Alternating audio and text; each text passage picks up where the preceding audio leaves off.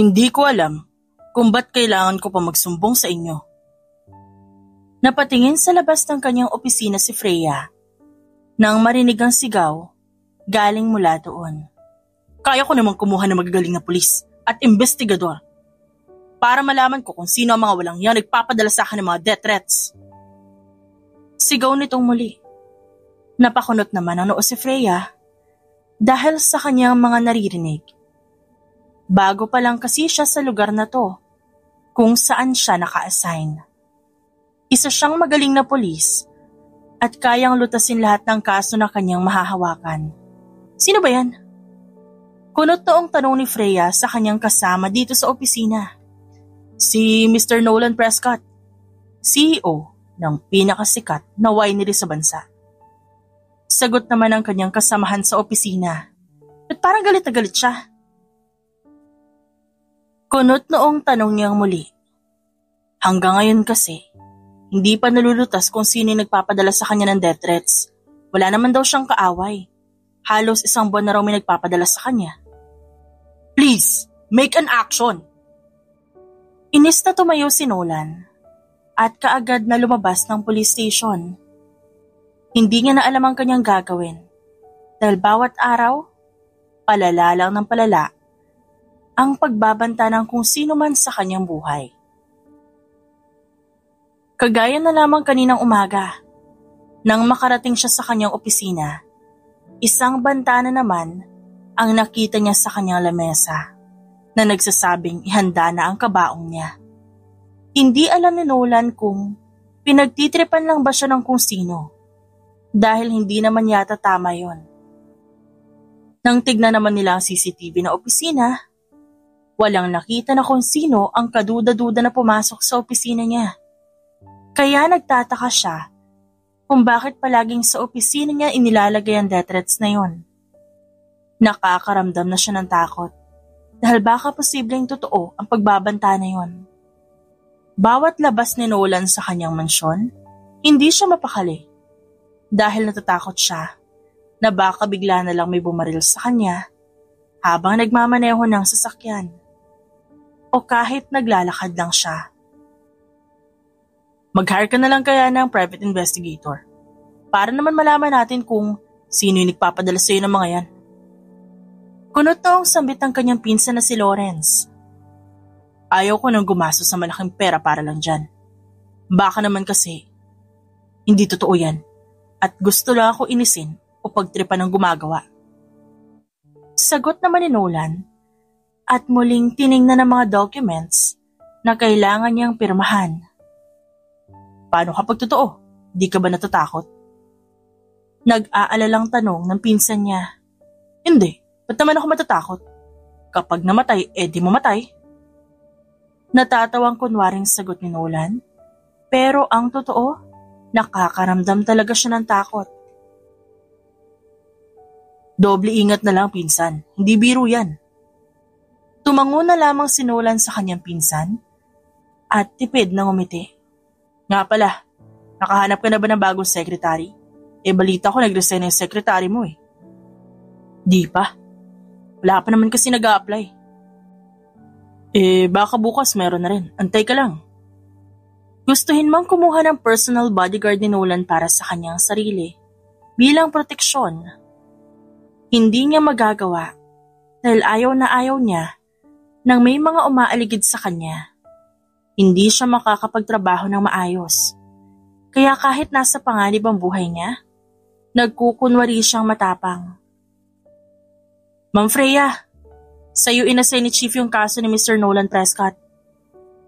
Napakunot naman ang noo si Freya sa narinig. Baka daw kasi ikaw lang makakatulong sa CEO eh. Ilang beses na kasing pabalik-balik dito yun. Pero hindi naman malutas yung kaso niya dahil kulang sa ebidensya. Pero hindi ko siya kilala. Bago lang ako dito sa lugar niyo. Sambit naman ni Freya. Si Chief na lang kausapin mo. Baka ipatawag ka rin mamaya. Tumango na lang si Freya. Hindi niya alam kung bakit sa kanya ibibigay ang kaso ni Nolan Prescott. Bago pa lang siya sa lugar nila at hindi niya pa alam kung anong klaseng tao ang mga kaaway ni Nolan. Hindi naman nagtagal, Pinatawag na rin siya kaagad ng chief nila. Kahit nagdadalawang isip pa, pumasok na rin siya sa opisina nito para magpaliwanag. Dahil hindi niya pwede basta nalang tanggapin ang kaso nang hindi niya napapag-aralan ang buhay ni Nolan. Chief! Agad na sumaludo si Freya sa kanyang chief. Freya, maupo ka. Mabilis namang sumunod ang babae. Hindi na ako magpapaligoy-ligoy pa. Alam kong baguhan ka pa lang dito sa lugar namin. Alam ko rin na nakita mo yung lalaki kanina na pumunta dito para imbestigahan ang kanyang kaso. Kaya lang, kulang tayo sa ebidensya. Wala siya mapakitang CCTV galing sa kanyang opisina at hindi sapat yung isang pirasong papel para may pagbintangan tayo.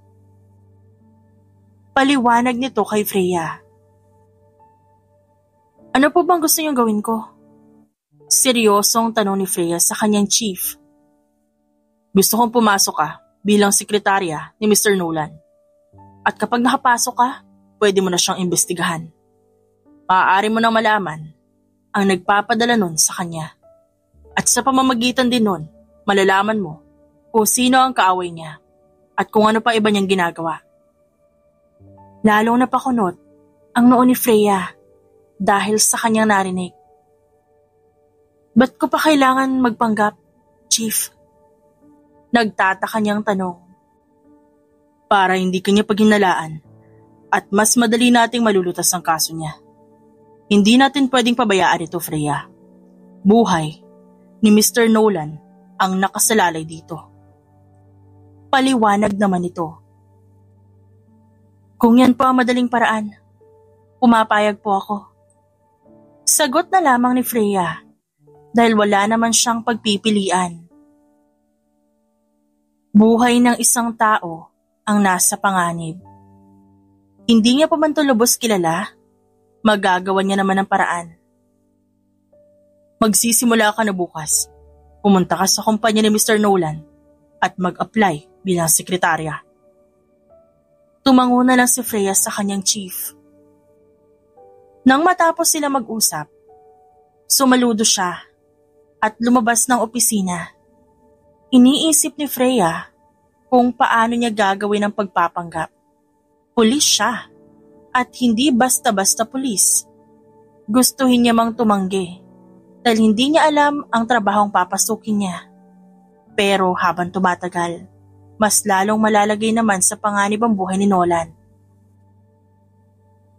Kinabukasan, agad dinala ni Freya ang lahat ng requirements na dapat niyang dadalhin para mabilis siyang makapasok sa kumpanya. Kabadong-kabado pa siya dahil hindi niya alam kung anong gagawin. Miss Freya Flores? Napalingon si Freya sa babaeng nagsalita mula sa kanyang likuran. Yes po? Tanong niya naman sa babae.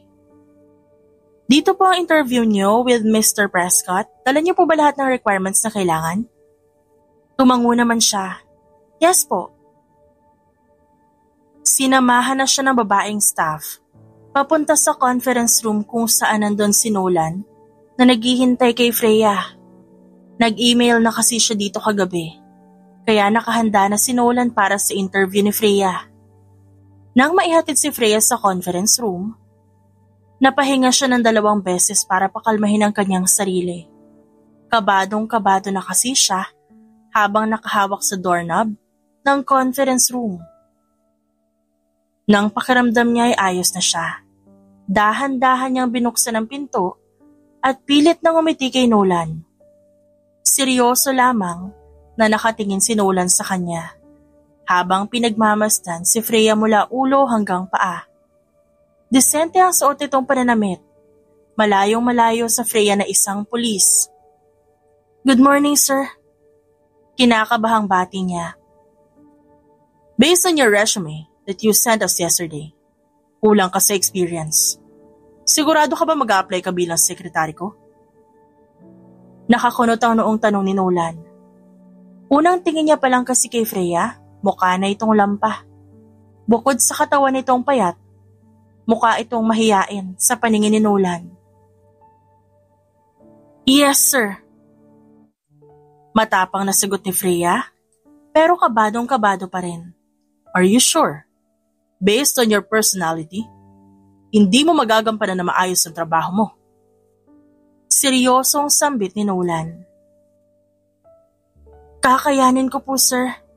Sanay po ako sa mabibigat na trabaho. May sakit ka ba? Sa trabahong papasukin mo, palagi ka mapapagod. Putol sa kanya ng lalaki. Wala po, sir. Okay, you can start tomorrow. 25,000 a month. Is that okay? Tanong ni Nolan na hindi man lang tumitingin kay Freya. Yes, sir. Nagkunwaring excited si Freya sa sinabi ng lalaki. Wala naman kasi siyang pakialam doon. Dahil ang kailangan niya lang gawin, malaman kung sino ang gustong pumatay sa lalaki. Pero sobrang laki naman yata ng 25,000 sa isang buwan ng isang sekretarya. Okay, you're hired. Sambit ni Nolan. You can start tomorrow. Tumayo na ito at dire-diretsong naglakad palabas ng conference room. Nakahinga naman ng maluwag si Freya. Dahil tapos na ang interview at nakapasok na siya. Hindi na siya mahihirapan pa. Ang kailangan niya lang gawin ay kung paano pakikisamahan si Nolan. Base sa kanya nakita ngayon seryosong-seryoso ito. Hindi kagaya ng normal na tao. Hindi niya rin ito nakita ngumiti. Kaya may kaba pa rin siyang nararamdaman. Si Nolan naman bumalik sa kanyang opisina para magpatuloy sa trabaho. Nang buksan niya ang kanyang drawer, napakunot ang kanyang noo nang makita ang sobre doon na kulay itim. Kahit alam niya na kung ano yon, binuksan niya pa rin.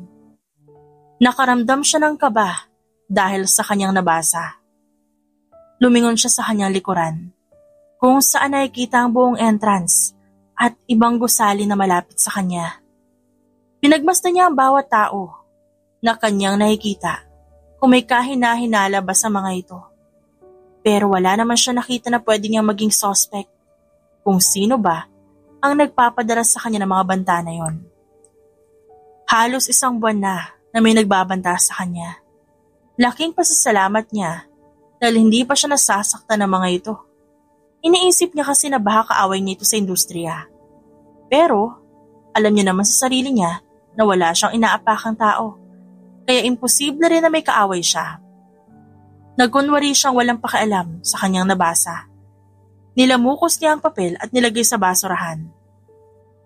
Hindi niya pwedeng ipakita sa ibang tao na mahina siya at natatakot dahil lang sa pagbabanta. Kinabukasan, maagang gumising si Freya. Agad naman siyang nag-report sa kanilang hepe sa police station para ipaalam na papasok na siya bilang sekretarya ni Mr. Prescott. Wala pa mang 8:00, kaagad siyang tinawagan ng binata. Yes, sir. Kabado niyang tanong kay Nolan. Nang sagutin niya ang tawag. Pumasok ka na maaga. May pupuntahan tayo. Hindi pa ba nakakasagot si Freya? Pinagbabaan na siya ng tawag ni Nolan. Inis naman siyang umirap sa kawalan at mabilis na nag-asikaso para pumasok sa kumpanya. Hindi man alam ni Freya kung saan sila pupunta. Sinunod niya pa rin si Nolan dahil ito ang kanyang amo. Nang makarating sa labas ng gusali, naghihintay na sa labi si Nolan at nakakunot pa ang noon nito kaya bahagya siyang kinabahan. Naku, first day mo mukhang mapapagalitan ka ata. Natatawang sambit ng gwardya nang pumasok si Freya. Galit pa siya? Kabado niyang tanong. Di naman. Sagot nito pero tumatawa naman, kaya kinabahang muli si Freya. Pero kahit nakabado siya, nakuha niyang ngumiti nang maglakad si Freya papalapit kay Nolan at binati ito. We don't have time. Let's go. Yun agad ang bungad sa kanya ng lalaki. Ni hindi man lang siya nito binati kaya medyo nainis siya. Mabilis siyang sumunod kay Nolan nang tumayo ang lalaki at naglakad palabas ng kumpanya. Muli na naman siyang inasar ng gwardya, ngunit tinawanan niya lang ito. Mabilis siyang sumunod sa lalaki dahil malayo na ito. Papunta ito sa parking lot kung saan nakalagay ang kotse. Halos malaglag ang panga ni Freya na makita kung anong kotse ang sinakyan ni Nolan. Isang Lamborghini Aventador. Isa yun sa pangarap ni Freya na masakyan sa buong buhay niya dahil sobrang mahal nun. What? Tatayo ka na lang ba dyan? Inis na tanong ni Nolan bago ito sumakay sa driver's seat. Mabilis namang kumilos si Freya at kaagad sumakay sa passenger. Hindi alam ni Freya kung saan sila pupunta, pero na makasakay siya sa kotse, manghang-mangha talaga siya sa ganda nito. Napatingin pa siya kay Nolan na may ngiti sa labi, pero ang binata, kunot lang ang noo habang nagmamaneho. Walang nangahas magsalita sa dalawa habang nasa loob ng kotse. Gustuhin man ni Freya na magtanong kung saan sila pupunta, natatakot siya dahil mukhang hindi maganda ang gising ni Nolan ngayon. Ilang minuto pa silang nasa biyahe bago sila makarating sa kanilang pupuntahan. Isang gusali na kung saan alam na ni Freya kung ano yon. Nang makababa na sila, sumunod ang babae kay Nolan, papasok sa loob. Ang kanyang mga mata, patagong nag-iimbestiga dahil baka may kinalaman nito kung bakit may death threats na natatanggap si Nolan. Nang tuluyang makapasok sila Freya sa loob, napatakip siya sa ilong dahil sobrang tapang ng kanyang naaamoy. Nagkaroon din siya ng masamang feeling nang makita ang ilang trabahador. Alam niya na kaagad na may hindi magandang nangyayari doon. Wear this. Inabot sa kanya ni Nolan na isang mask. Doon niya napagtanto na nasa factory pala sila na pagmamay-ari ni Nolan. Kaya sobrang tapang ng amoy dahil puro alak ang nandoon. Sa isang opisina dumiretso si Nolan, kaya sumunod si Freya. Pagpasok nila sa loob, naabutan nilang isang hindi katandaang lalaki na nakaupo. Mr. Nolan. Nakangiti nitong bati at agad na tumayo para sana salubungin sila, pero agad itong pinaupo ni Nolan. Ano yung sinasabi mo nakita mo dito? Anong problema? Kunot na ang tanong ni Nolan. May ilan po sa ating mga tauhan na nag-overtime kagabi. May nakita daw po sila mga lalaki na umaaligid sa paligid ng factory. Hindi po nila makilala kung sino. Nakabonet daw po. At nakatakip ang mga muka. Mas lalo na pakunot ang noon ni Nolan. At maging si Freya ganun din ang reaksyon. Kagabi lang ba nangyari? Hindi sir. Makailang ulit na po nangyayari. Hindi na po kasi biro. Lahat ng CCTV na inilagay namin, palaging namamatay kapag nangyayari yon. Kaya wala kami makuhang ebidensya para ipakita sa inyo. Sambit muli ng matanda. Sandaling natahimik si Nolan at napatitig sa kung saan. Si Freya naman tahimik na nakikinig. Tinatanda ang maigi ang naririnig niya dahil baka makatulong yon sa kanilang investigasyon. Sir, kung hindi niyo po mamasamain, pwede po ba akong maglibot sa loob ng factory? Medyo nahihiya pang tanong ni Freya kay Nolan. Napatingin naman si Nolan sa kanya, maging ang matanda. Go ahead. Isulat mo na rin sa isang papel kung ano mga dapat palitan na equipment. Utos ni Nolan. Nakangiting tumango si Freya at mabilis na tumayo. Hindi na siya nag-aksaya pa na oras. Mabilis na siyang lumabas na opisina at dali-daling naglibot sa buong factory. Bawat madaanan niya at pinagmamasdan niya na maigi. May ilan pang napapatingin sa kanya. Pero hindi naman siya pinapansin ng mga ito. Naagaw ng pansin ni Freya ang grupo ng mga lalaki sa dulo, kung saan abala ang mga ito sa ginagawa. Pero ang kanilang mga mata, matalim na nakatingin kay Freya. Nakaramdam ng kakaibang dalaga sa tingin ng mga ito. Kailangan niyang alamin kung sino ang mga ito. Miss, bawal po dito kapag di trabahador. Halos mapatalon sa gulat si Freya sa biglaang pagsulpot ng lalaki sa kanyang harapan. Ako po yung bagong sekretary ni Mr. Nolan. Magalang na sambit niya dito. Ah, ikaw yung bago niyang sekretary. Napakunot ang noon ni Freya dahil kakaiba ang ngiti na binigay sa kanya ng lalaki. Di ka rin magtatagal. Lalong napakunot ang kanyang noo nang sabihin yun ng lalaki at mabilis na umalis sa kanyang harapan. Gusto niya pa sanang magtanong tungkol sa mga lalaki sa dulo, pero hindi niya nagawa dahil mabilis itong nawala sa kanyang paningin. Pinagpatuloy na lamang ni Freya ang paglilibot sa factory. Ang ilan ay abala sa ginagawa. Napatingin si Freya sa pintuan na nakabukas ng bahagya. Lumingon siya sa kanyang likuran at gilid para tignan kung may tao ba nakatingin sa kanya o wala. Nang masiguro niyang walang tao, dahan-dahan siyang naglakad papunta sa pinto at hindi pa man siya nakakarating sa pinakadulo ng pinto ay narinig niya na ang nag-uusap mula doon. Nandiyan si Mr. Nolan Prescott. May kasama siyang bagong sekretarya. Anong gagawin natin? Tanong ng isang lalaki mula sa loob. Di kagaya ng ginawa natin dati. Sigurado naman ako mahina din yan, kagaya ng una. Medyo natatawa pang pagkakasabi ng isa. Kailan natin sisimulan? Napakunot ang noo ni Freya dahil gusto niyang malaman kung anong pinag-uusapan ng mga ito. Dahil pakaramdam niya, may masamang binabalak ang mga ito sa kanya sa lalong madaling panahon. Sambit naman ang isa. Nang wala na siyang makuha ang impormasyon, mabilis na rin siyang umalis. Paglabas niya sa isang stool, nagulat pa siya dahil si Nolan ang bumungad sa kanya. Are you done? Kunot noong tanong nito. Yes, sir. Let's go. Marami pa tayong gagawin. Na-forward ko na sa email mo ang schedule ko. Simula ngayon, ikaw na ang hahawak niyan. Maging ang ilang important details nandyan din. Tumango na lang si Freya at sumunod kay Nolan na naglakad palabas ng factory. Muli niya munang tinapunan ng tingin ng mga lalaki na masama ang tingin sa kanya bago siya sumunod sa kanyang boss papunta sa sasakyan. Hindi niya alam kung kailan ulit siya babalik sa lugar na yon. Pero ang alam niya, kailangan niyang mag-ingat dahil nasa panganib na rin ang buhay niya. Nang makasakay si Freya at Nolan sa kotse, kaagad na sinulat ni Freya sa kanyang notebook ang kanyang napansin at narinig.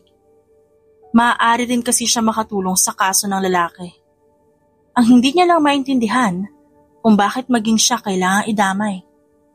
Nanatiling tahimik ang dalawa sa loob ng kotse. Walang nangahas na magsalita hanggang makabalik ng opisina. Agad nang kumilos si Freya dahil may meeting pa si Nolan sa isang investor. Kinabukasan, maaga muling gumising si Freya para pumasok. But this time, dala niya na ang kanyang baril. Iniligay niya yun sa kanyang hita para hindi mahalata na meron siyang dalang ganon. Hindi na rin naman siya chinecheck ng guard sa kumpanya dahil kilala na siya. Kaya pwede niya na yung itago in case lang naman na may mangyaring hindi maganda. Freya, ano nakalagay sa schedule ko ngayon? Agad namang tinignan ni Freya ang schedule ni Nolan. Sir, wala po kayong gagawin ngayong araw. Sambit naman niya habang nakatingin pa rin sa tablet. Good, I want to rest. Napahinga ng malalim si Nolan at sumandal sa kanyang upuan. Hindi niya alam kung ano ang gagawin. Dahil pakiramdam niya bawat araw na lumilipas na dadagdagan ng mga taong gusto siyang mawala sa mundo. Sir, can I ask? Napaangat ang kilay ng lalaki. Nang tumingin siya kay Freya. Bakit? Wala po ba kayo napapansing kahinahinala sa mga trabahador niyo sa factory? Seryosong tanong ni Freya. Baka kasi may galit kay Nolan na iba niyang trabahador. Kaya gano'n na lang ang tingin ng mga ito. Bakit? Ano ba napansin mo? Napaayos na upo si Nolan sa kanyang inuupuan dahil sa tanong ng kanyang sekretarya. Iniisip niya na baka pwedeng makatulong ang sasabihin ni Freya patungkol sa pagbabanta sa kanyang buhay. Nakita ko po yung ilang trabahador niyo na iba yung tingin sa inyo. At sa tingin ko po may kinalaman sila sa binabanggit ng matandang lalaki na nakausap niya sa factory. Wala po ba kayo nakaaway sa kanila? O nakaalitan man lang? I can't remember. Pero sa tingin ko wala. Napaisip sandali si Nolan. Wala talaga siyang maalala na may nakaaway siyang trabahador o kahit kanino man. May isa pang gustong itanong si Freya, pero naisip niya na baka maghinala si Nolan sa kanya. Kaya itinikom niya na lang ang kanyang bibig at hindi na nagsalita pa. Hindi naman tumigil sa pag-iimbestiga si Freya tungkol sa dating sekretary ni Nolan. Ang ilang empleyado sa kumpanya ni Nolan, tinanungan niya. Alam mo, may napansin ako dun sa isang sekretary ni Sir bago siya umalis. Para siyang balisa at ang dami niyang pasa sa katawan. Yun bang para siyang binugbog? Pero hindi naman siya nagsasalita kapag tinatanong namin. Hanggang sa isang araw, bigla na lang siyang hindi pumasok. Tapos ang sabi ni Mr. Nolan, nag-resign na daw siya. Kwento ng isang empleyado sa katabing lamesa ni Freya. Wala ba siya nabanggit talaga sa inyo? O kahit kahinahinala man lang? Yung pasa niya, saan niya kaya nakuha? Naku, hindi din namin alam. Wala naman kasi siya nabanggit eh. Hanggang ngayon nagtataka pa rin kami kung ba't biglaan yung pagre-resign niya. Basta na lang siya nawala, parang bula. Tumango na lang si Freya. Pero may binabalak na siya sa kanyang isipan. Hindi siya pwedeng magpakampante. Dahil buhay nilang dalawa ang nakasalalay dito.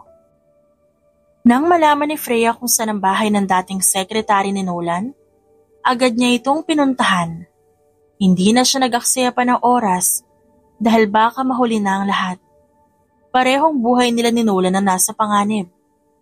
Nang makarating siya sa lugar kung saan nakatira ito, hinanap niya kaagad ang bahay nito. Hindi naman siya nabigo dahil madali niya nakita. Hindi kalakihan, sakto lang para sa isang pamilya. Tao po! Sigaw ni Freya mula sa labas ng gate. Ilang beses pa siyang sumisigaw bago may lumabas na babae mula sa loob. Sino sila? Tanong ng isang babaeng naglalakad papunta doon. Dito ba nakatira si Nea? Tanong ni Freya at bahagyang ngumiti. Anong kailangan mo sa akin? Kunot noon niyang tanong kay Freya. May gusto lang sana ako itanong sa'yo. Pwede ba doon tayo sa loob ng bahay niyo? At kahit nagtataka si Nea, pinapasok niya pa rin si Freya sa loob ng kanyang bahay. Ano ba yung gusto mo itanong? At gusto mo pa talagang dito sa loob ng bahay? Seryosong tanong ng babae kay Freya. Nabalitaan ko kasi na dati kang sekretarya ni Mr. Nolan Prescott, tama? Bahagya namang nag-iba ang mukha ng babae. Nang sabihin niyo ni Freya, bakit? Paano mo nalaman? May halong takot sa boses nito nang itanong niya yon. Ako yung bagong sekretary ni Mr. Nolan. Gusto ko lang... Umalis ka na! Napakunot ang noo ni Freya sa biglaang sinabi ng babae. Hanggat maaga pa, umalis ka na dyan. Delikado ang buhay mo. At unti-unting tumulo ang luha ni Nea at hindi na ito makatingin kay Freya ng diretsyo. Bakit? Ano ba nangyari sa'yo? Ano ba nangyari? Ba't ka umalis? Basta, umalis ka na sa trabaho mo. Kahit gaano pa kalaki ang sahod mo dyan, kulang pa yan sa pwede mangyari sa'yo. Maluhaluhang sambit nito. At mas lalo tuloy gustong alamin ni Freya kung ano nga ba ang tinatago na negosyo ni Nolan, maging nga nangyari kay Nea. Sabihin mo sa akin, ano ba talaga nangyari sa'yo nung nagtatrabaho ka pa bilang sekretary ni Mr. Nolan? Hinawakan na siya sa balikat ni Freya para pakalmahin. Pero ang babae, parang bumabalik sa kanya ang alaala na nangyari sa kanya. Sunod-sunod na umiling si Nea. At hindi pa rin tumitigil sa pag-iyak. Mga paaboy sila. Napakunot ang noo ng babae habang nakatingin sa dating sekretarya. Ang dami nila. Pinilit nila ako. Hinawakan nila ako. Ginawa nila yun sa akin. Saad nito. Natila ng hihina. Ang luha patuloy na umaagos sa kanyang mga mata. Napakuyom ng kamao si Freya sa sinabi ng babae. Pero hinayaan niya na lang na magkwento si Nea. Hindi ko alam kung anong gagawin ko. Dagdag pa nito. Naramdaman ni Freya ang panginginig sa katawan ng babae. Ang pag-iyak na puno ng sakit at takot. Kumalma ka muna. Parang wala akong halaga, parang ang dumi-dumi ko na. Mas lalo itong umiyak. Nia, kailangan mo magsumbong sa otoridad para matulungan ka. Ayoko, natatakot ako, kaya please lang, hanggat maaari, hanggat maaga, umalis ka na sa trabaho na yan. Kilala mo ba kung sino sila? Sila ba yung mga lalaki sa factory? Sandaling natahimik si Nia, pero tumango din kalaunan. Tama nga ang hinala ni Freya. Hayaan mo, magkakaroon ka rin ng hustisya. Pero kailangan ko ng tulong mo. Saan? Paano? Kilala mo ba kung sino ang nagpapadala ng death threats kay Mr. Nolan Prescott? Tanong ni Freya kay Nia. Mabilis namang umiling ang babae bilang sagot. May nagbabanta sa buhay niya? Nagtatakang tanong ng babae. Oo, halos isang buwan nang may nagpapadala sa kanya ng death threats. Pero hindi namin mahuli-huli kung sino. Kaya kung may alam ka, baka pwede mo sabihin sa akin. May narinig ako nag-uusap sa isang opisina sa factory. They're talking about something. Gusto nilang kunin ang kumpanya at ang mga negosyo ni Mr. Nolan Prescott. Pero hindi klaro sa akin dahil umalis kami agad ni Mr. Nolan noon. Kwento ni Nia. Naguguluhan na si Freya sa nangyayari. Ang nangyari kay Freya. Ano ang koneksyon sa mga pagpapadala ng banta kay Nolan? Nang matapos sila sa pag-uusap, nangako siya dito na tutulungan niya itong makuha ang hustisya. Lahat ng pwedeng gamiting ebidensya ni Freya, ginamit niya para pag-connect-connectahin ang kaso. Kinabukasan, pinapunta siya ni Nolan sa mansyon nito para dalhin ang mahalagang dokumento. Hindi kasi makakapasok ang binata dahil biglaan ito nagkasakit. Kaya lahat ng appointment at meeting ni Nolan pinakancel nito. Nang makarating siya sa mansyon ng lalaki, namangha siya sa laki nito. May mga kotse rin sa garahe na halatang mamahalin. Nang makapasok siya sa loob, inilibot niya ang kanyang paningin. Wala sa sala ang lalaki kaya umakyat ito sa kwarto. Dahil binigyan naman siya ng permiso ni Nolan para pumasok sa bahay nito. Nang makarating siya sa kwarto ng binata, kumatok muna siya sa pinto pero walang sumasagot. Sa kanya naisipang buksan na lamang yon. Sakto namang pagbukas niya, bumungad sa kanya si Nolan na nakahandusay sa sahig. Sir! Sigaw ni Freya at agad nilapitan ng lalaki. Nang hawakan niya ito, halos mapaso siya na sobrang init ng katawan ng lalaki. Kaya kahit malaki ang binata, nakayanan niya itong buhatin para ilagay sa kama. At nang mailagay niya ito sa kama, agad siyang bumaba upang kumuha ng maligamgam na tubig at towel upang punasan ang katawan nito dahil sobrang taas ng lagnat ng kanyang boss. Bilang isang sekretarya, hindi trabaho ni Freya ang ginagawa niya ngayon. Hindi niya akalain na hahantong sa ganito ang kanyang trabaho. Pero wala din siya magagawa dahil nandito na siya. Hindi niya pwedeng iwan si Nolan dahil may sakit to. Nang makabalik si Freya sa kwarto ng lalaki, nakakunot na ang noon ni Nolan nang tignan niya ito. Doon niya lang napagmastan nang malapitan ang mukha ng kanyang boss na sobrang perpekto. Nakasuot pa rin ito ng pantulog na kulay itim. Kaya ibig sabihin, hindi lang ito ngayon nagkasakit. Marahil dahil sa pagod. Kaya nagkasakit ang binata. Kahit nag-aalangan si Freya, pinunasan niya pa rin to. Unang braso, pangalawang kamay, at nagdadalawang isip pa siya kung papalitin niya ng damit ang lalaki. Dahil puno na ng pawis ang damit nito. Pinatay niya muna ang aircon. Iyang-hiya pa si Freya. Nang pajama na ni Nolan ang kailangan niyang palitan. Ano ba naman to?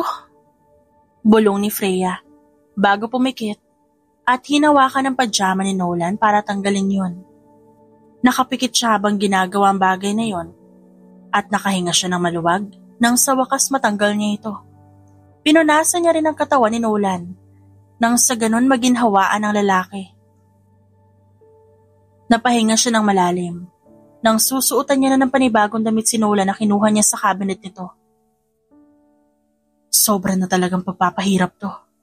Akala ko mag-iimbestiga lang ako, ba't may ganito? Bulong niya sa kanyang sarili.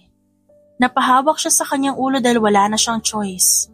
Mabuti na lang at hindi nagigising si Nolan. Dahil kung hindi, baka wala na siyang trabaho ngayon. Nang matapos niyang punasan at bihisan si Nolan, muli siyang bumaba sa kusina para magluto ng pwedeng kainin ni Nolan. Bumili siya sandali sa botika ng gamot para sa lagnat ng kanyang boss. Hindi na siya nagdalawang isip na gawin yon. Wala namang ibang kasama sa bahay ang lalaki. Kahit katulong wala, kaya siya na lang ang gumawa.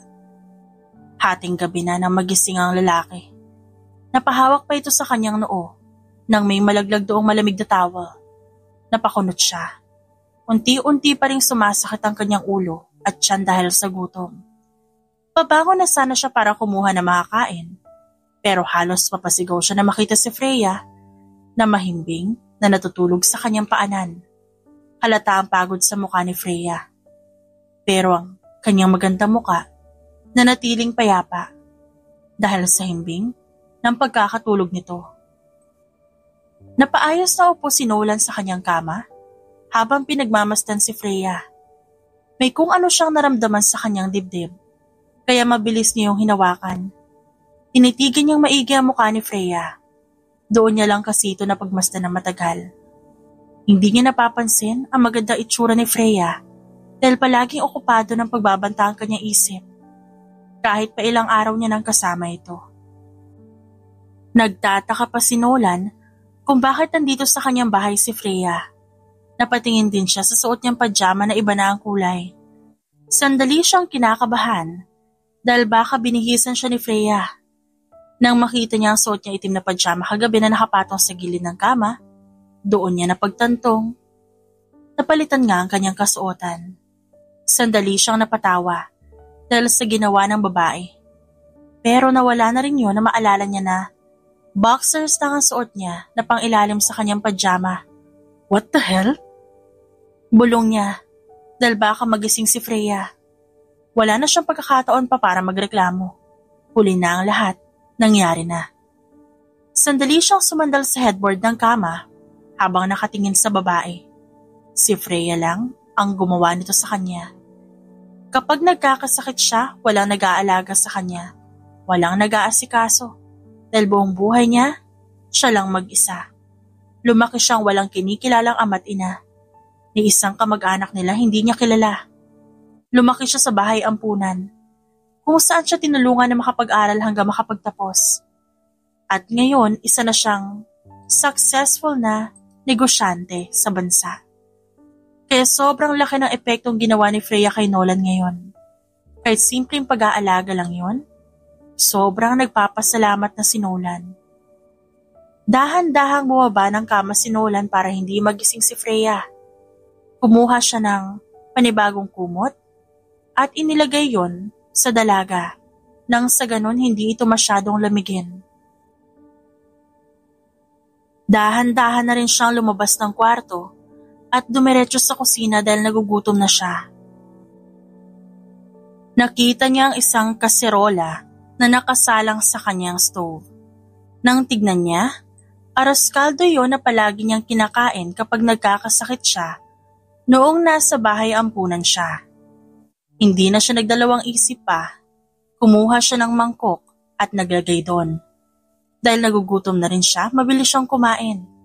Hindi pa nakakailang minuto, kumuha ulit siya ng panibagong set ng lugaw.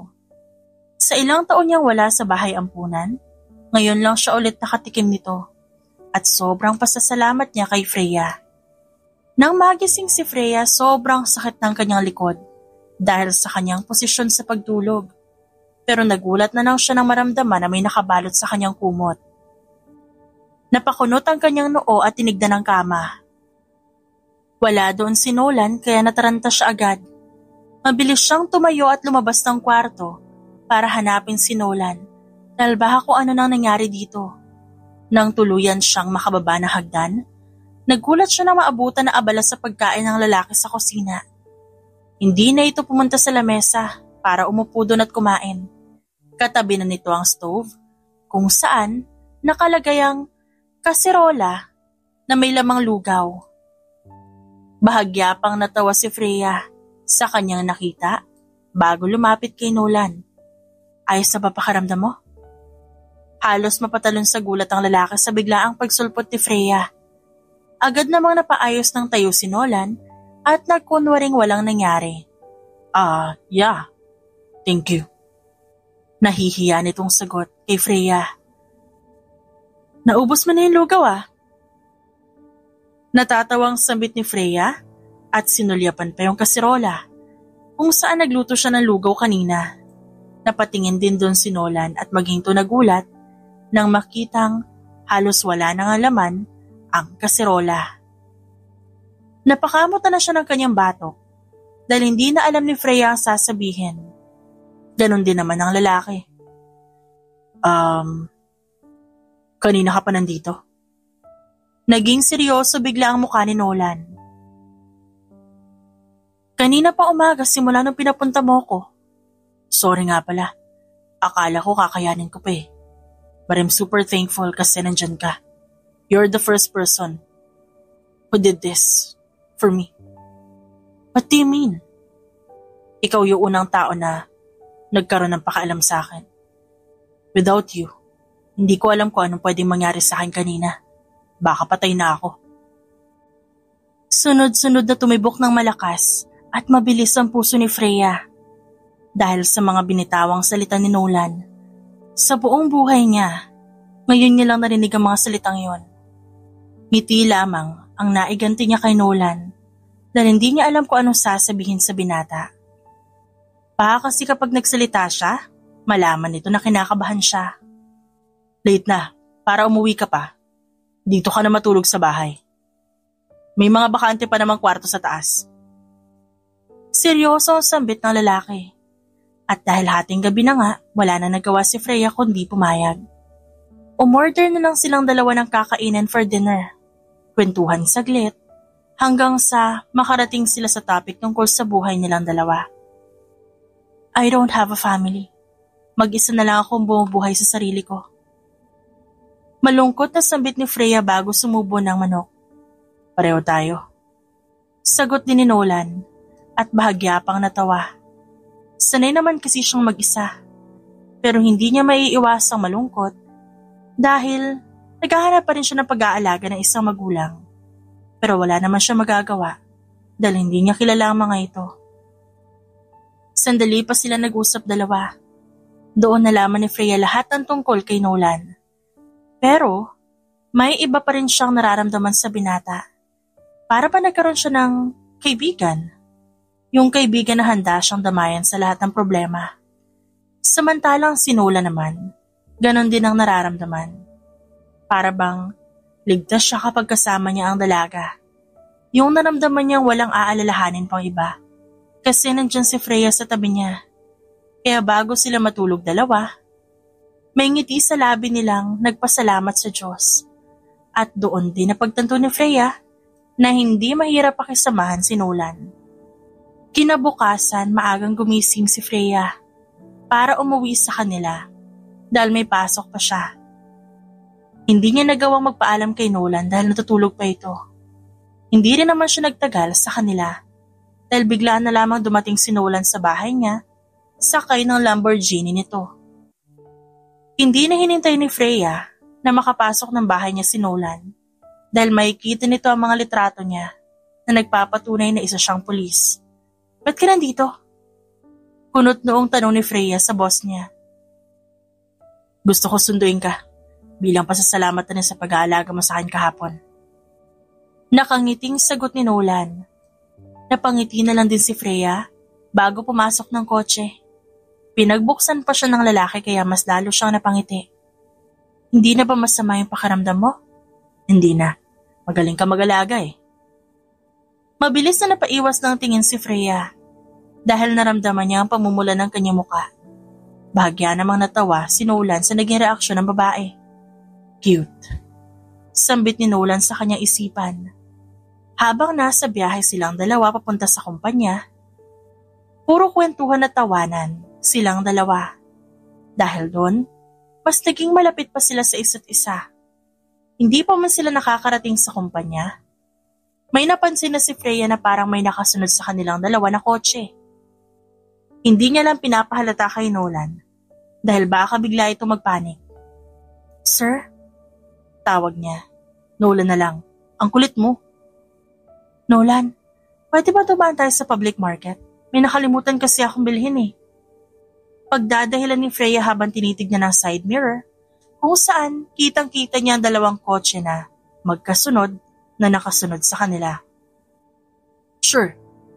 Sagot naman ni Nolan. Binabantay ang maigi ni Freya kung susundan pa ba sila ng dalawang kotse.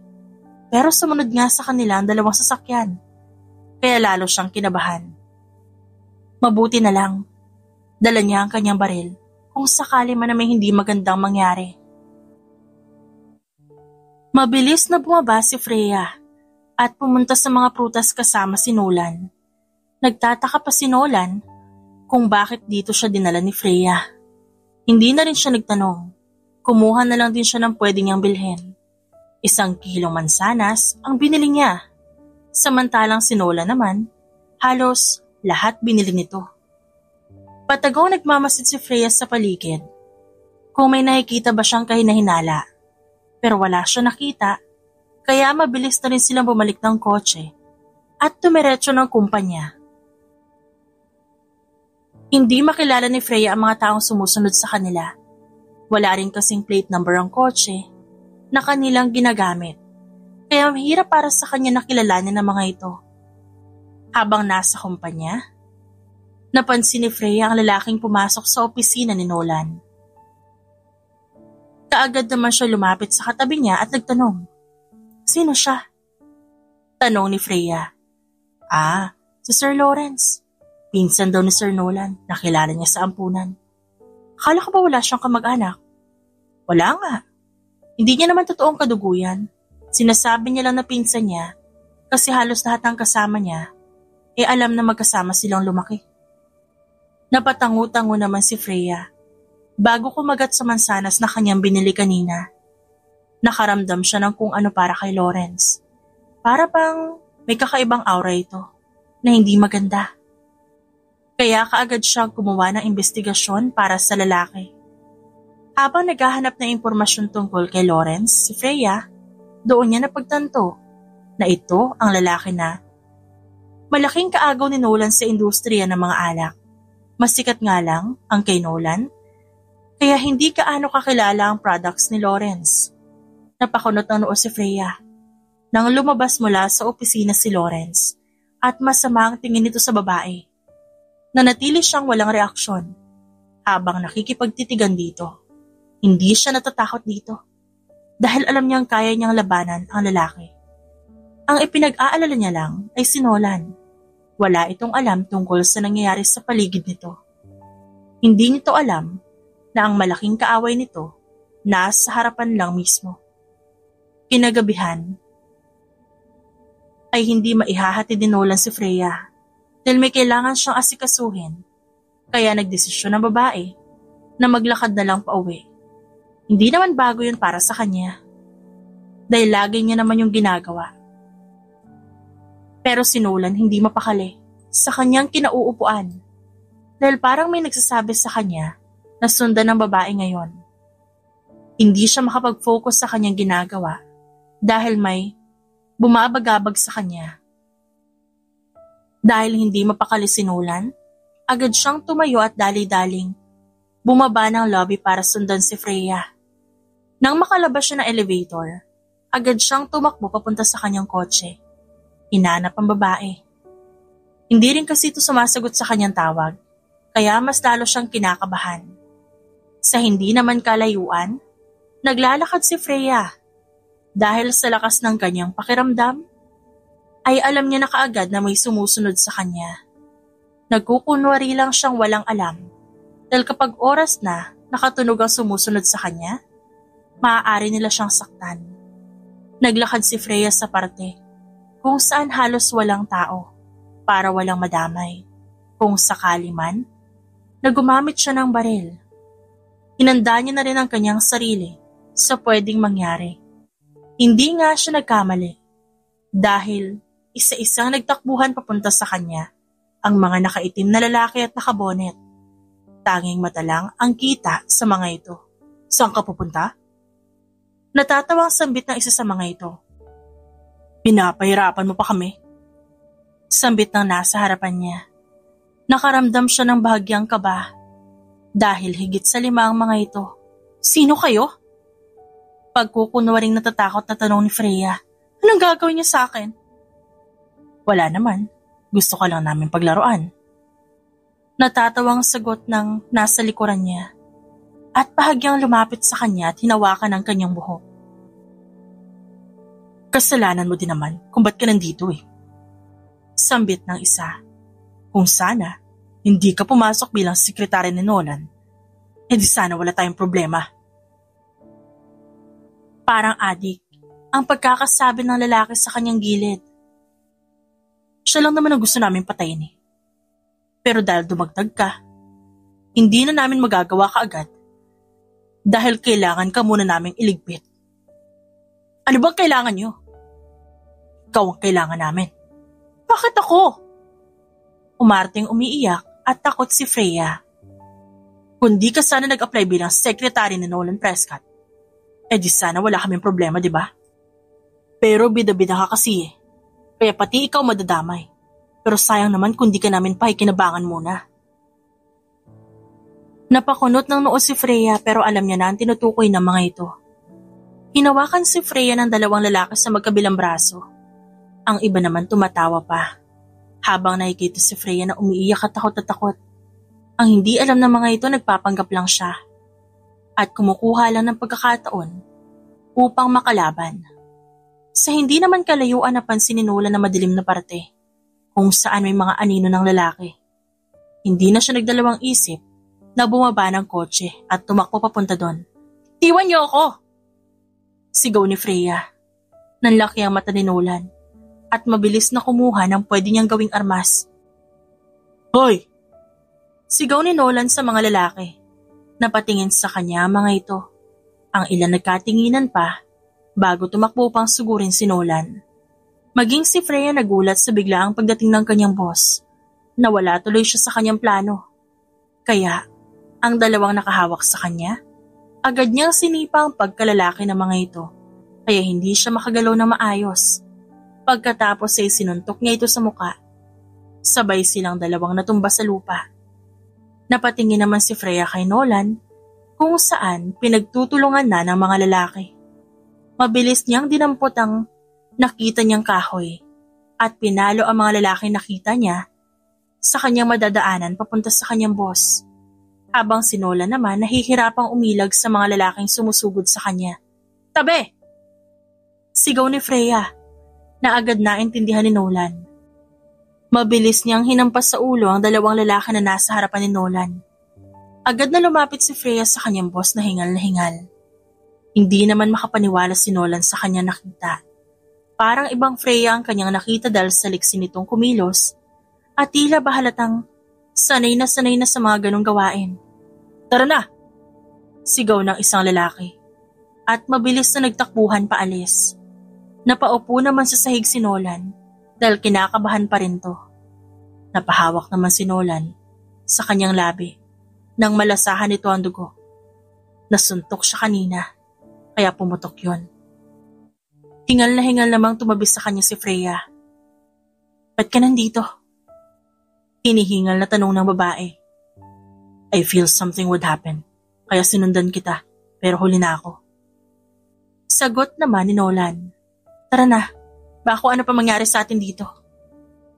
Naunang tumayo si Freya, sumunod ang lalaki. Sabay silang sumakay ng kotse. Pero imbis na ihatid ni Nolan si Freya sa kanyang bahay, dinala niya si Freya sa kanyang mansyon. Hindi na rin naman nagtaka si Freya kung bakit. Dahil maging buhay niya nasa panganib na.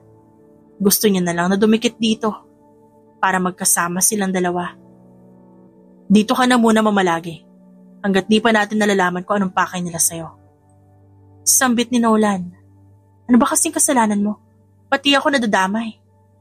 Alam mo bang, ikaw yung sinasabi nila sa akin na gusto nilang patayin? Sigurado ako may ginawa kang hindi maganda sa mga taong yon. Seryosong sambit ni Freya. I don't know. Wala akong alam, okay? Hindi ko talaga alam. Wala akong maalala kung sino ang naging kaaway ko. Sagot naman ni Nolan na halatang natatakot na. Hindi alam ni Freya kung paano pipigain na impormasyon si Nolan dahil mukhang nagsasabi naman ito ng totoo.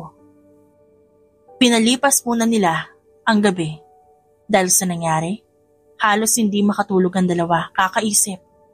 Lalo na si Nolan dahil siya ang target ng mga taong yon.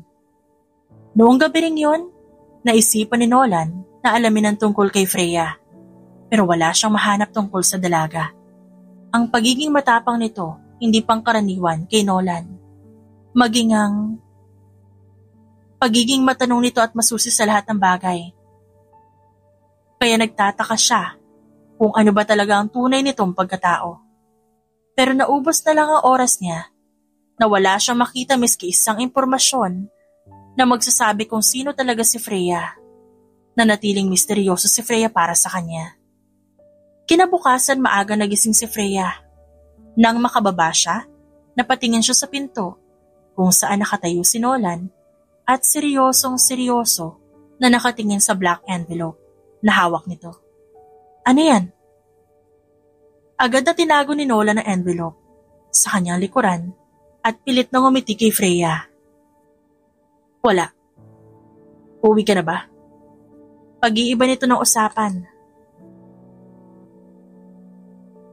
Alam ko kung ano yan. Ipakita mo na. Sambit naman ni Freya. Napakunot na si Nolan nang sabihin niya yon. Anong alam mo? Ilabas mo na yan. Inagaw ni Freya ang envelope sa kamay ni Nolan sa kanyang likuran. Pero mabilis yung naitaas ng lalaki. Kaya hindi naabot ni Freya. Nang sinubukan niya pa ring agawin, nawala sa balanse ang babae, kaya napasandal siya sa kanyang boss. Mabuti na lang malakas si Nolan, kaya hindi sila natumba. Pero ramdam na ramdam nila ang tibok ng puso ng bawat isa.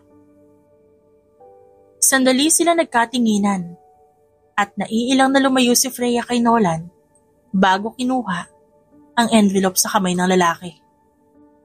Wala namang nagawa si Nolan na makuha yun ng babae. Nanlalaki ang mga mata ni Freya habang binabasa ang nakapaloob sa envelope. Hindi na biro ang mga pinapadala ng tao na gustong pumatay kay Nolan at maging siya, nasa panganib na rin ang buhay. Nagkatinginan silang dalawa saglit bago hinilan ni Freya si Nolan paupo sa sofa. Wala ka ba talagang idea kung sino nagpapadala nito sa'yo? Hindi niya pa man nasasabi kay Freya tungkol sa death threats na natatanggap niya, kaya nagtataka siya paano nalaman niya ng babae. Alam mo ba ang nangyari kay Nea bago siya mag-resign? Ha? Muling tanong ni Freya, pero iling ulit ang naisagot ni Nolan. Nagtataka na talaga siya kung bakit alam nito ang tungkol sa death threats at maging kay Nea na dati niyang sekretarya. Yung tinanong ko sa'yo, kung may nakaaway ka ba sa mga trabahador mo? Yung mga lalaki doon, masasama yung tingin sa atin. Alam ko may binabalak silang hindi maganda. Panimula ni Freya at seryosong nakatingin kay Nolan. Ano ba nangyayari? Nagtatakang tanong ng lalaki, si Nea. Pinagsamantalahan siya ng mga tauhan mo sa factory. Kwento ni Freya. Nanlaki naman ang mga mata ni Nolan sa narinig. Totoo ba yung sinasabi mo? Sambit ni Nolan at nagmura. Nolan? Magsisinungaling pa ba ako sa'yo sa lagay na to? Parehong nasa panganib ang buhay natin. Sigurado ako na yung mga taong gusto akong saktan, gusto tayong saktan, sila yung mga taong tauhan mo dun sa factory. Wala akong alam. Si Lawrence. Nag-aalinlangan pa si Freya kung sasabihin niya ba tungkol kay Lawrence. Dahil wala pa naman siyang matibay na ebidensya tungkol dito. Ano meron sa kanya? Gaano ka nakakasiguro na kakampi mo siya, ha? Kasama ko siyang lumaki. Siya lang yung tanging na pagkakatiwalaan ko. Pero hindi mo ba naisip? Nakaaway mo siya sa negosyo? Pareho kayong alak ang binibenta. Mas naging sikat lang nga sa'yo. Wala ka ba napapansin sa kanya? Posible nga makaramdam ng selos si Lawrence sa kanya. Pero wala namang nararamdamang ganun si Nolan kay Lawrence dahil puro kabaitan ang pinapakita nito sa kanya. Naging palaisipan sa lalaki ang sinabi ng kanyang sekretarya. Nagsimula na siya magduda tungkol kay Lawrence dahil para kasing konektado si Lawrence sa mga nangyayari sa kanya. Tanging si Lawrence lang din kasi ang nakakapasok ng opisina niya. Kaya hindi malayong si Lawrence din ang patagong naglalagay ng death threats sa lamesa niya o di kaya sa drawer. Nang sabihin niyo ni Freya, gumawa agad sila ng aksyon. Sakto rin dahil kinabukasan, pumunta muli si Lawrence sa opisina ni Nolan. Kung paano tumingin nung una si Lawrence kay Freya, mas lumala pa ngayon. Halatang halata na ang inis sa mukha ng pinsang maituturing ni Nolan. Nanatili si Freya sa loob ng opisina ni Nolan habang nakikinig sa pag-uusap ng dalawa. Hindi pa rin naman nagbago ang pakikitungan nito kay Lawrence. Pero alam niyang may kakaiba na nang tanungin ni Lawrence si Nolan kung nasaan ito kagabi. Nasa bahay lang naman ako, ba't mo natanong? Napansin ni Freya ang bahagyang pagkuyom ng kamao ni Lawrence. Nang isagot yun ni Nolan. Alam kasi ni Lawrence na nagsisinungaling ang kanyang boss. Wala naman, bala ko sana pumunta mamaya sa bahay mo. Ayos lang ba? Oo naman. Kaso may kasama ako eh. Sino naman? Nakataas ang kilay na tanong ni Lawrence. Girlfriend ko. Napataas ang kilay ni Freya sa sinabi ni Nolan. Maliban kasi sa kanya, wala namang ibang taong dinadala ang kanyang boss sa mansyon nito. May girlfriend ka na? Natatawang sambit ni Lawrence. Pero nahahalata ni Freya sa tono ng pananalita ni Lawrence na may halong inggit sa bawat salitang binibitawan nito. Oo. At saka alam mo ba na tumataas ang sales ko ngayong buwan? Thanks to my secretary na palagi nagbabantay. Nakangiting sambit ni Nolan. Nung una hindi maintindihan ni Freya kung anong gustong iparating ng kanyang boss. Pero nang makita niya kung paano nagbago ang reaksyon ni Lawrence, doon niya nakuha ang gusto nitong ipahiwatig. My pleasure, sir. Nakangiting singit ni Freya sa kanila. Nga pala, mauna na ako. May meeting ko pala akong pupuntahan. Hindi pa man nakakapagsalita si Nolan, tumayo na siya at muling sinamaan ng tingin si Freya. Confirmed. Galit nga si Lawrence kay Nolan. Kundi man yun tungkol sa kanilang dalawa, malamang. Inggit yun sa mga achievements ng kanyang boss dahil sabay silang lumaking dalawa. Sinong girlfriend mo? Tanong kaagad ni Freya kay Nolan. Wala. Tinitignan ko lang reaksyon niya. Mukhang tama ka. Nainggit nga siya sa akin. Seryosong sambit ni Nolan sa kanyang sekretarya. Buti naman. I heard that. Nagsiselos ka ba? Natatawang tanong ng lalaki. Pero inirapan lang siya ni Freya at lumabas na ng opisina ni Nolan. Ilang araw ang nakalipas, sunod-sunod muli ang natatanggap nilang death threats. Hindi na sila tinatantanan, kaya hindi na rin sila naghihiwalay dalawa. Isang gabi habang nasa parking lot sila ng kumpanya ni Nolan, handa na silang umuwi. Napansin ni Freya na parang may kakaiba sa paligid. At di nga siya nagkamali. Isang lalaki na nakatago sa likod ng kotse at may hawak na baril. Dapa! Sigaw ni Freya kay Nolan. Tumalon si Freya papunta kay Nolan, kaya pareho silang napahiga sa lupa. Agad namang tumayo si Freya at kinuha ang baril sa kanyang hita. Habang nakikipagpalitan ng bala si Freya, kabadong-kabado naman si Nolan. Ni hindi siya makakilos sa sobrang takot dahil sa kanyang naririnig. Napamura si Freya at kinuha ang ibang bala sa kanyang bag. Tumawag ka ng pulis! Sigaw niya sa kanyang boss bago tumayong muli. Tarantang-taranta naman si Nolan habang nagtitipa ng numero ng police station. Hindi niya na alam kung ano bang klaseng babae si Freya dahil sa kilos nito at sanay gumamit ng baril. Hingal na sumandal si Freya sa tabi ni Nolan. Freya, May tama ka, nanginginig na sabi ng lalaki, habang nakatingin kay Freya na puno ng dugo ang braso. Si Nolan naman hindi alam ang gagawin. Kinuha niya ang baril na hawak ni Freya at inilagay ang isang braso ni Freya sa kanyang balikat para maalalayan niya itong tumayo.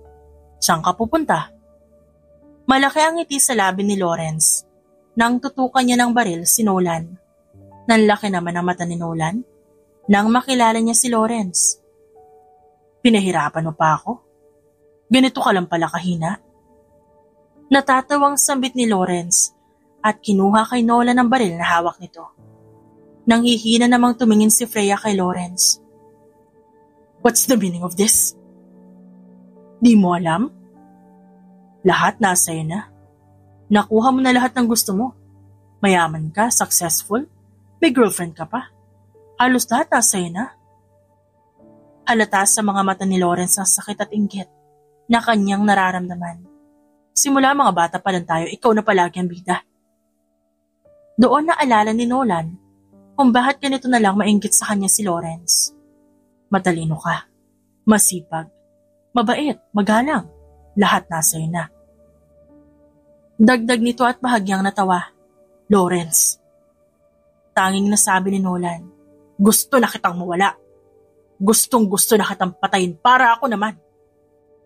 Sigaw ni Lawrence at itinutok muli kay Nolan ang baril. Sunod-sunod ang pagtulo ng luha ni Nolan. Para ako naman ang bida.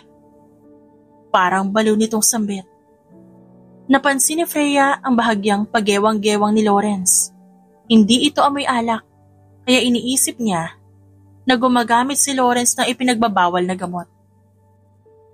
Lawrence, please, huwag mong gawin to.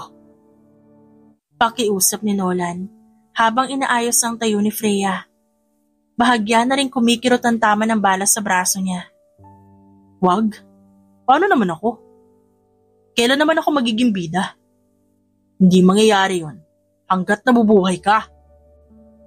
Tinulak nito si Nolan, kaya bahagyang nabitawan nito si Freya na napasandal sa isang kotse. Agad namang kinuhang pagkakataon niya ni Freya para agawin ang baril na hawak ni Lawrence. Kitang-kita ni Nolan kung paano umikot si Freya para sipain ang hawak nitong baril. Hindi pa nakontento si Freya, sinipan niya pa ang muka ni Lawrence kaya nakatulog ito. Hinang-hinang na paupo si Freya. Para na siyang nauubusan ng dugo. Sakto ring dumating ang mga pulis, kaya dinampot na ang mga taong naroon, kabilang na rin si Lawrence. Si Freya naman, agad na dinala sa ospital.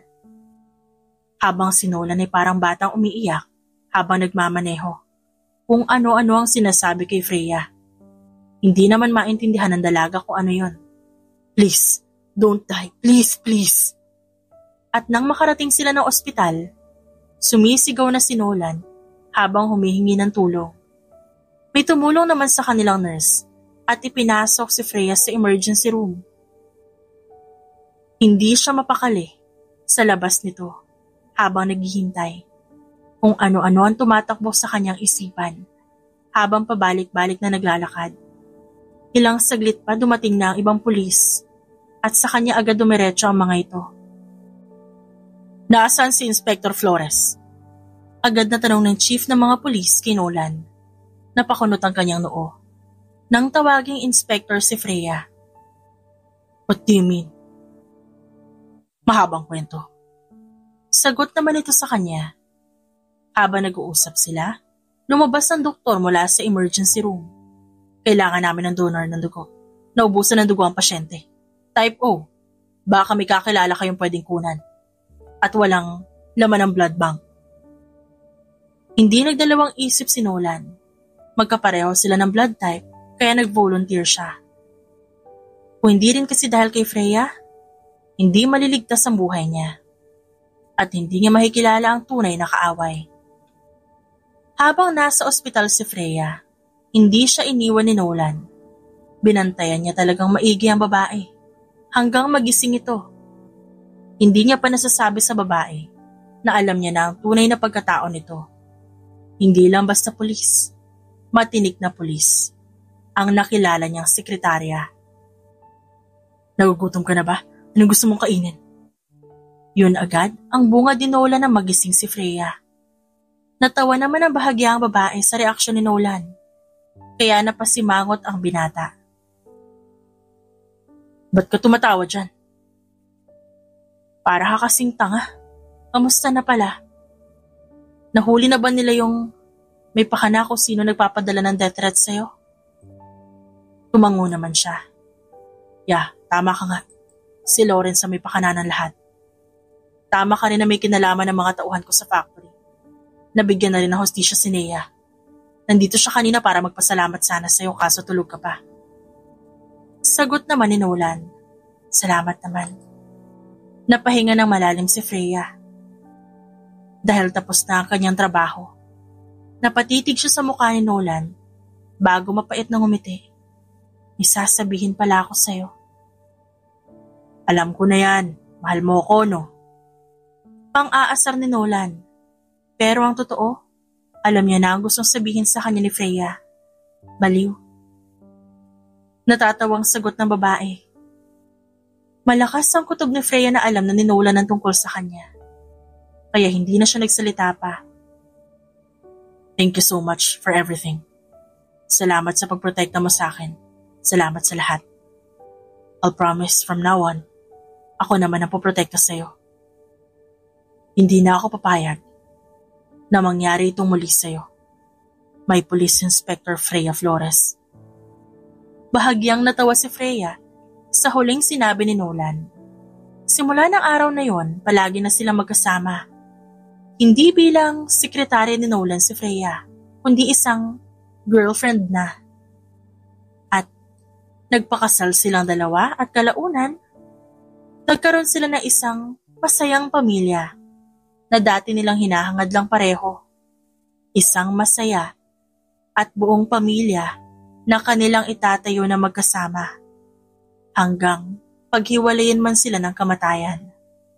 Palaging itatanim ni Nolan sa kanyang isipan ang ginawa ni Freya na sakripisyo sa kanilang dalawa.